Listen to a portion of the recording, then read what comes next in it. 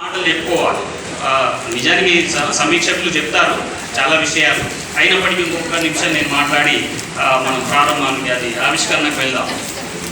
అయితే అన్నవరం దేవేందర్ కవిత్వం గురించి ఏమన్నామంటే ఆయన చెప్తాడు ఒక చోట, కళాత్మకంగా కుండను వానినట్టు, please all of you be silence, కళాత్మకంగా కుండను వానినట్టు, నాణ్యతగా చెప్పును ముడిచినట్టు, అందమైన చీరను నేసినట్టు నేను కవిత్వాన్ని అల్లుతాను అంటాడు.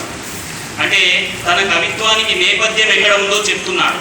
అంటే వృత్తి కళాకారులు ఎవరైతే ఉన్నారో ఈ బహుజన దృక్పథం ఏదైతే ఉందో, శ్రామిక కులాల యొక్క ఉత్పత్తి సంపద ఏదైతే ఉందో అలాంటిదే తన యొక్క సంపద కూడా, కవిత్వ సంపద కూడా అని చెప్పడం తన యొక్క ఉద్దేశం.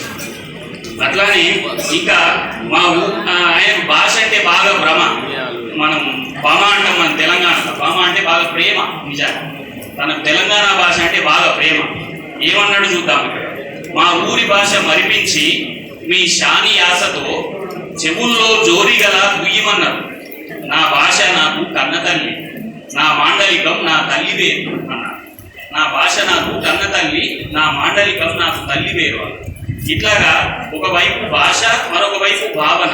భావన హిందీ నుంచి, అట్టడుగు నుంచి వచ్చినటువంటి భాష కూడా తన యొక్క తల్లి వేరు అని చెప్తున్నాడు. తన మాండలికమే తన తల్లి వేరు అని చెప్తున్నాడు. మరి అట్లాంటి ఒక చైతన్యంతో మొదలైనటువంటి 1985లో జర్నలిస్టుగా మొదలై, ఆ జర్నలిస్టు నుంచి నూతన సాహితీ సంస్థ ద్వారా, దరకమే ద్వారా, తెలంగాణ రచయితల వేదిక ద్వారా, సాహితీ సోపతి ద్వారా ఇప్పటికీ కూడా నిత్య వసంతంగా తాను కవితా సృజన చేస్తూనే ఉన్నాడు.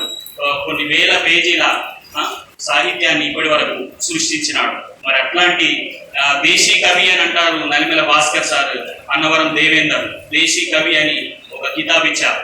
అలాగే గుడిపాటి గారు ఏమంటారంటే తెలంగాణ భాషను సత్కరించిన కవి అని అంటారు. తెలంగాణ భాషను సత్కరించిన కవి అన్నవరం అంటే ఆ భాషకు ఒక కావ్య గౌరవాన్ని తీసుకొచ్చినటువంటి అట్లాంటి గొప్పనైనటువంటి మరి అన్నవరం యొక్క కవిత్వాన్ని ఈరోజు మనము గౌరవనీయులు నలిమెల భాస్కర్ గారి చేతుల మీదుగా ఆవిష్కరణ చేసుకున్నాం. మీ అందరికీ మరొకసారి హృదయపూర్వక స్వాగతం.